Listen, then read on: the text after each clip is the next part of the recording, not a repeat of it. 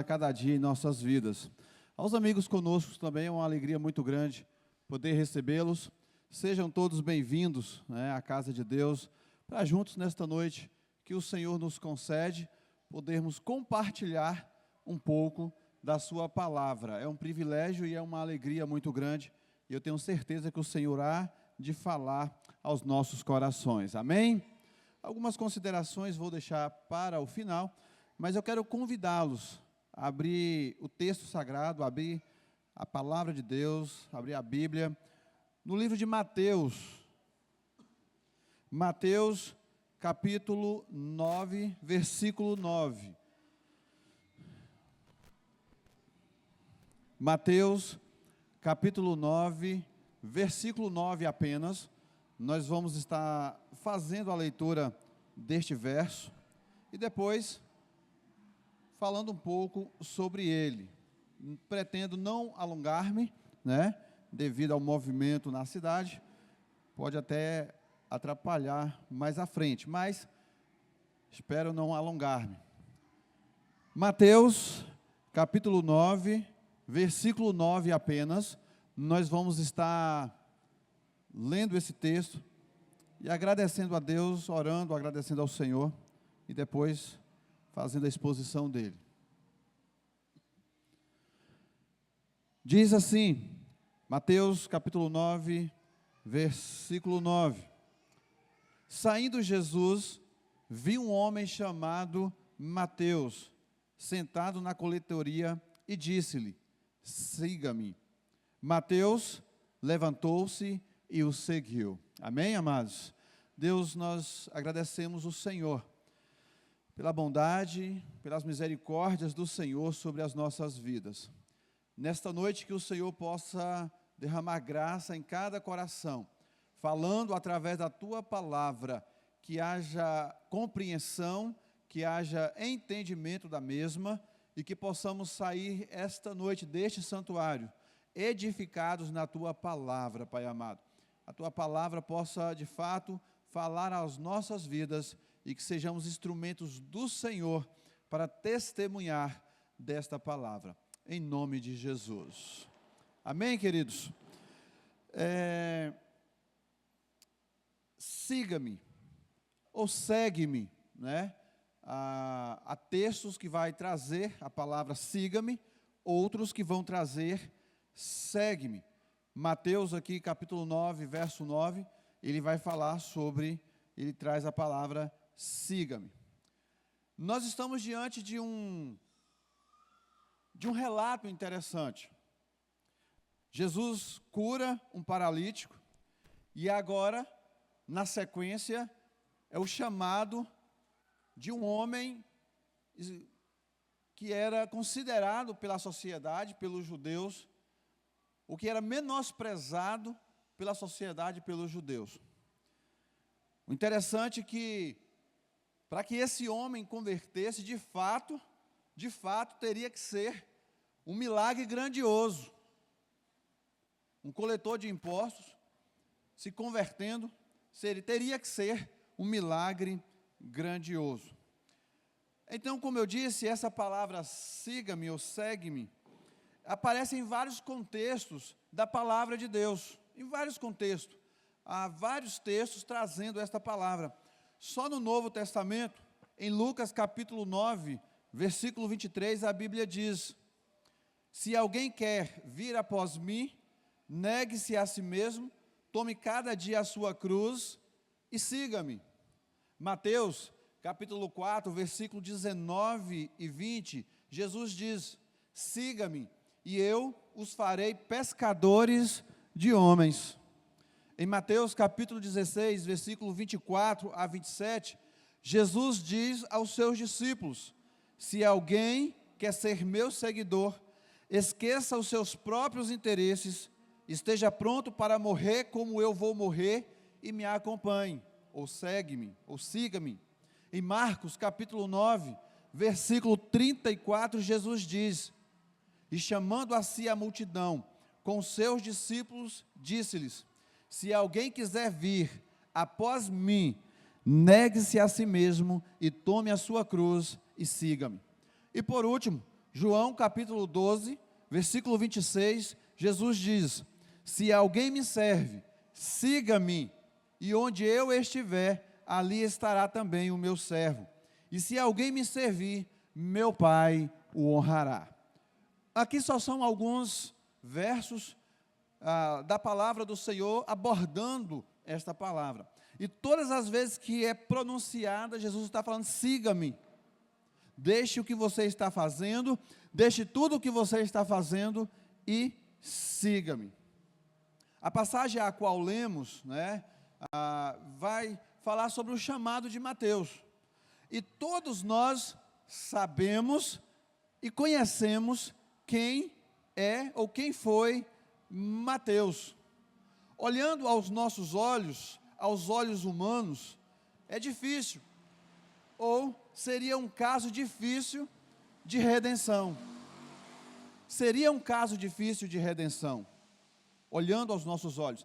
E falando na rádio, a semana passada, em uma das nossas reflexões ali na rádio, no programa, eu disse o seguinte: quando nós olhamos pelos nossos olhos carnais, nós não compreendemos ou não enxergamos a dimensão do que é o poder de Deus. Mas quando nós olhamos pelos olhos espirituais, podemos compreender quão grande é a ação do nosso Deus. Então, quando olhamos, ou quando aquelas pessoas que ali estavam, viram, presenciaram aquela cena aos olhos humanos apenas, acharam difícil um homem como Mateus chegar a conhecer Jesus como Senhor e Salvador. Um coletor de impostos, ser chamado a uma nova vida, e acima de tudo, ser chamado para ser discípulo, naquela época era algo praticamente impossível. Era algo considerado naquela época impossível. É tanto que na tradição judaica, na tradução rabínica, dizia que era impossível um homem como Mateus arrepender-se. Era impossível, dada a circunstância a qual ele se encontrava. Então seria impossível. E nos dias de Jesus, os romanos impuseram pesados impostos sobre todo o povo. Havia imposto para todo tipo de coisa. Não vamos entrar aqui, que não é o nosso foco nesta noite. Além dos 3 impostos principais, havia uma série de outros impostos que eram cobrados naquela época. Seja das caravanas que passavam pelos caminhos, seja dos navios atracados, havia imposto para tudo, para tudo, para tudo, para tudo. E Mateus, ou Levi, como é chamado em outros, em Marcos e Lucas, ele aparece aqui como membro de uma instituição que era desprezadíssima pelos judeus ou pelas pessoas. Os coletores de impostos, eles eram considerados traidores do povo, porque muitos deles queriam uma vida melhor, uma vida de luxo, e além de cobrar ou de fazer cumprir toda a lei que era colocada sobre os impostos, eles cobravam ainda a mais. Então eles eram homens ricos, muitos deles. Mateus era um homem muito bem de vida, porque além de cobrar o que era exigido por Roma, eles ainda cobravam para além daquilo que lhe era mandado cobrar. Então eles faziam fortunas, eram homens riquíssimos, mas a um preço de serem chamados de traidores. Não eram homens confiáveis. Não eram homens confiáveis. Mas aí, queridos, aparece o Senhor Jesus. Muitas vezes nós não compreendemos o que o Senhor está fazendo. Aparece Jesus, o texto não traz detalhes, como foi ali, só relata aquela cena nos 3 evangelhos, relata aquela cena de como Jesus está ali, diante daquele homem, e Jesus diz: siga-me. Apenas uma palavra, ele diz: siga-me. Então, queridos, quando nós olhamos para um homem que era odiado por todos aqueles, considerados traidores de todo o povo, uma pergunta precisa ser feita: como pode um homem odiado por todos, considerado traidor, receber uma graça tão grande, ser alcançado pelo Senhor Jesus? E a resposta ela já foi dita aqui nesta noite. É possível, basta a uma coisa: a graça misericordiosa do nosso Deus. O posto em que Mateus estava era em Cafarnaum, e Jesus estava ali em Cafarnaum, e ele diz àquele homem, no versículo 9 que nós acabamos de ler: siga-me. O texto diz que Mateus levantou e o seguiu. Então a graça de Deus é que nos permite, ou que nos possibilita sermos ou estarmos próximo do nosso Deus. Tudo é possível somente por essa graça. Por isso que eu disse no início, quando nós olhamos pelos olhos humanos é impossível, mas quando nós olhamos pelos olhos da fé, pelos olhos espiritual, tudo é possível, porque o Senhor, Ele pode todas as coisas. Todas as coisas. O que julgamos impossível, para o Senhor é possível, porque Ele pode realizar todas as coisas. Então os textos que nós lemos acima, ele confirma isso, ele garante isso, que o Senhor é um Deus misericordioso, e é um Deus que nos perdoa. Ele só diz: segue-me, e tudo isso é possível, graças à pura e simples manifestação da graça de Deus. Sem essa graça, nós não estaríamos aqui agora. Sem essa graça, não estaríamos tratando desse assunto neste momento.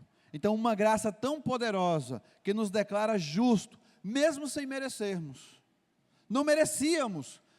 Mateus também não merecia, mas a graça de Jesus, quando ela chega, ela é abundante na vida daquela pessoa.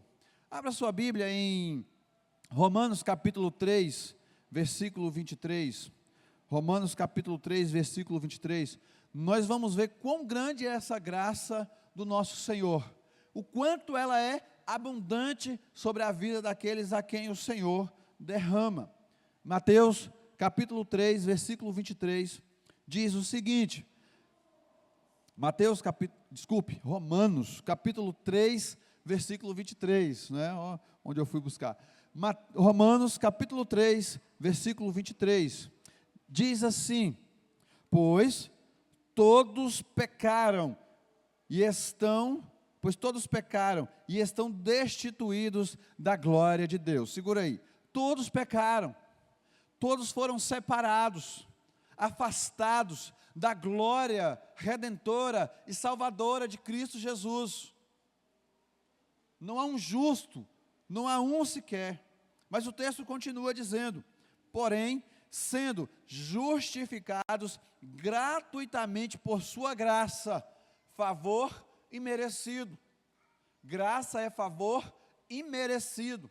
Não merecíamos absolutamente nada, mas sendo justificados por Cristo, em Cristo, nós fomos alcançados por essa graça poderosa. E aí o texto continua: por meio da redenção que há em Cristo Jesus. Redenção é libertação.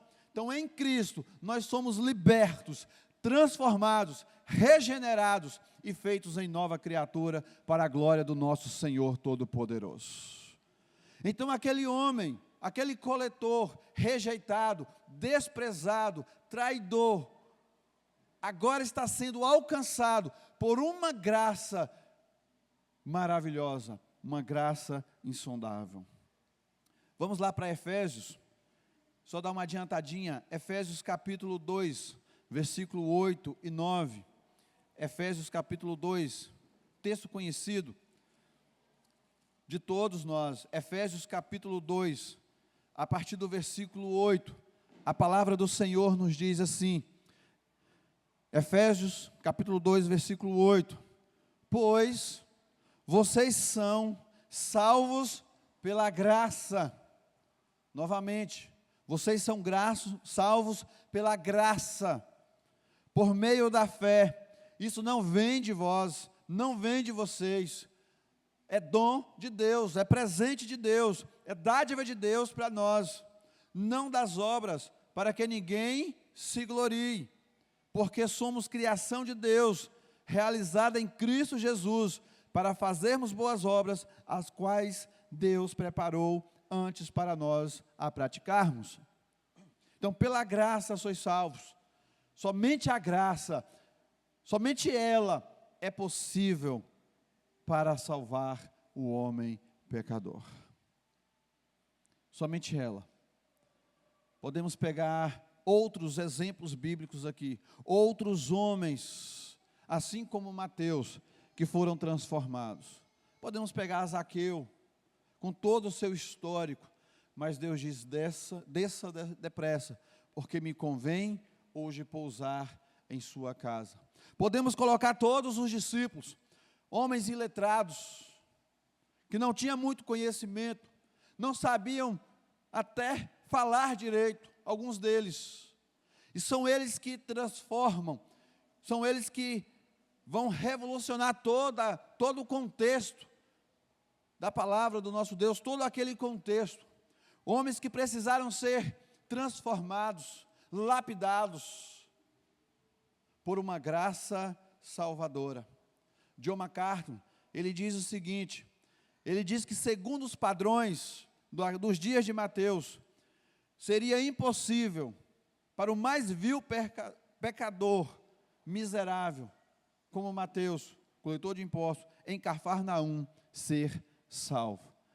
Mas o Senhor é o Deus que faz aquilo que nós não podemos fazer. Ele salva, Ele restaura, Ele cura, Ele dá vida e a dá em abundância. Ele é Deus, Ele é o Senhor, é Ele quem faz, é Ele quem realiza. É pelo fato de estarmos irremediavelmente perdidos, que o Senhor Jesus abre as portas da graça aos rejeitados, e traz esperança, onde não há esperança. É simplesmente por isso. Onde há rejeitados e oprimidos, carentes da graça do Senhor, é onde Ele traz esperança, é onde Ele derrama do seu amor e da sua graça. Lembra de Efésios que nós acabamos de ler? Porque pela graça sois salvos. Nos julgamos incapazes de receber tamanha graça, e é verdade, não merecemos, mas Ele nos chama para uma restauração completa de vida em Cristo Jesus.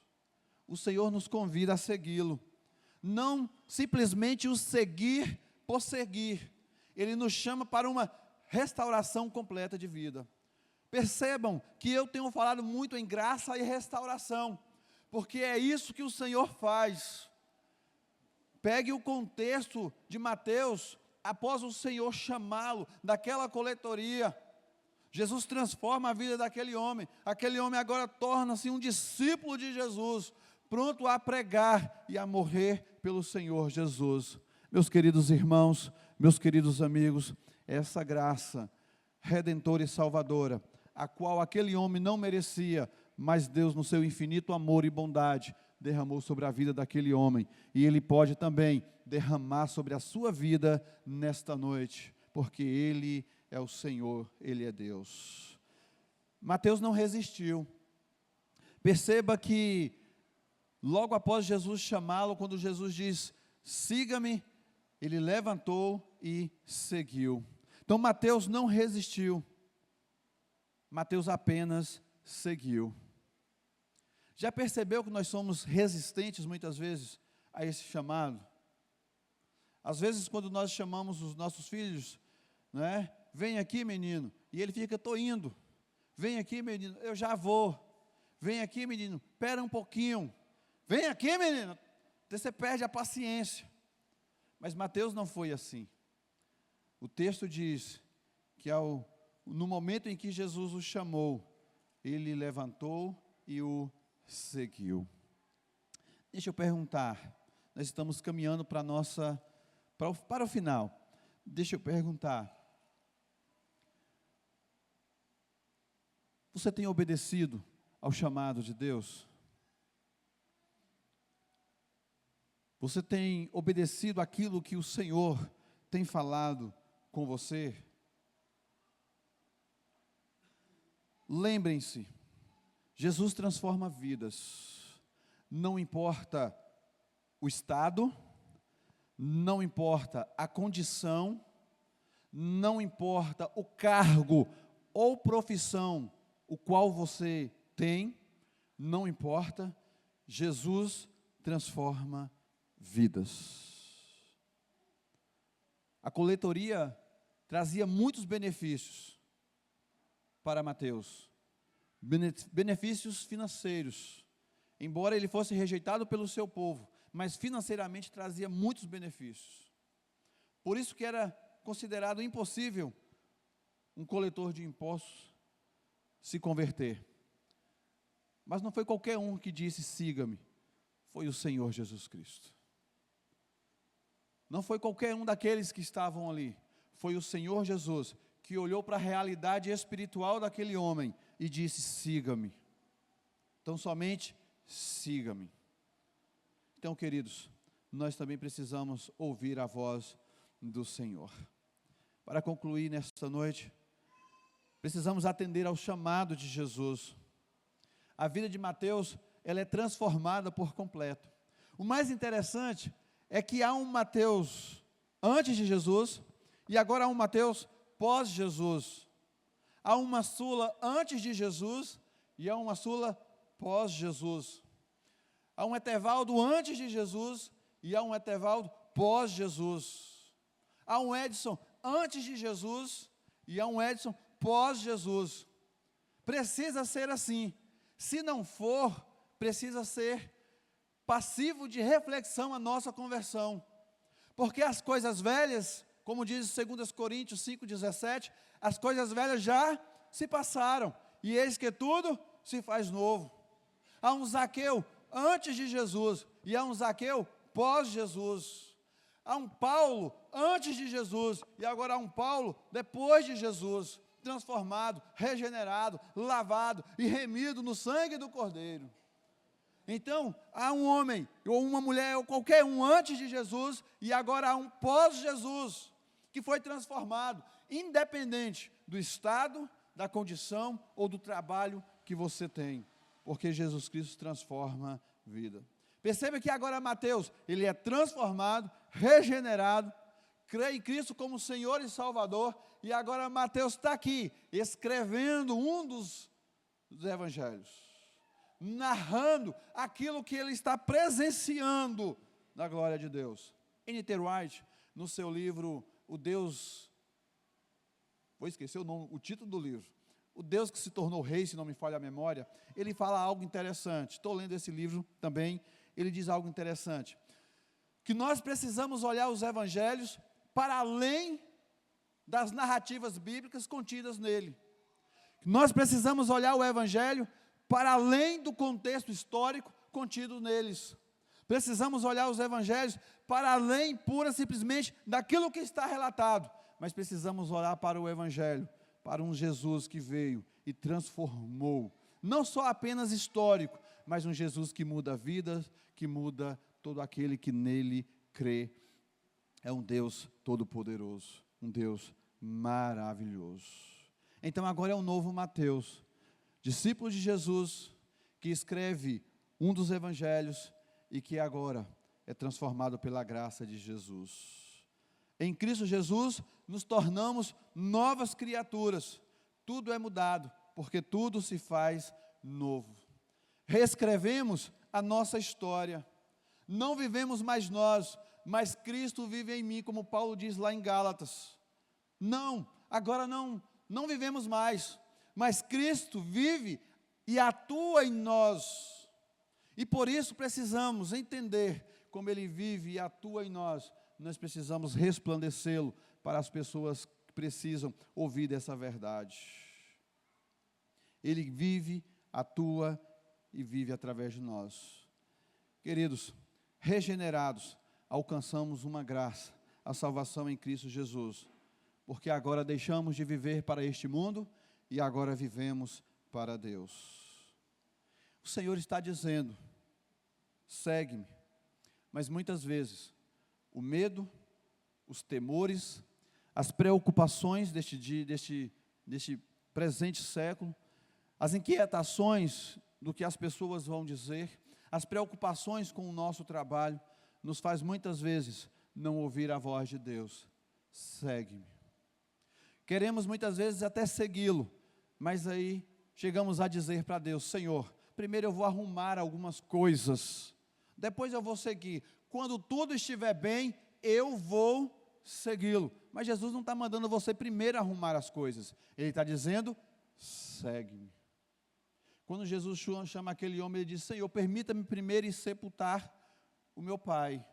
Jesus diz: deixe os mortos sepultar os próprios mortos. No texto não está querendo dizer que Jesus estava sendo insensível à dor daquele homem. Não é essa a ideia aqui. Mas Jesus não está mandando ninguém ir lá primeiro restaurar tudo, consertar tudo, depois voltar. Não, Jesus está falando: segue-me. E no processo, na caminhada, no dia a dia, nós vamos resolver essas coisas. Nós vamos acertar a sua vida. Nós vamos mudar a sua vida. Porque tudo isso, a santificação, ela é um processo até o dia da nossa glorificação em Cristo Jesus. Uma vez salvo, a santificação, ela é um processo para que nós possamos cada dia ser igual ao nosso Senhor e Salvador Jesus Cristo. Não lute, apenas obedeça. Não lute. Mateus não lutou.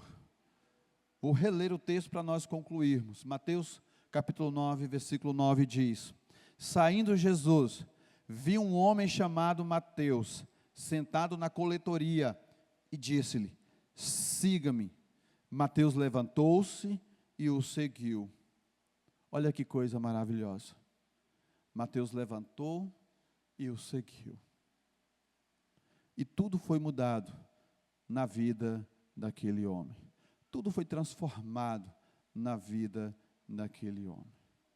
Olhe para todo o contexto bíblico.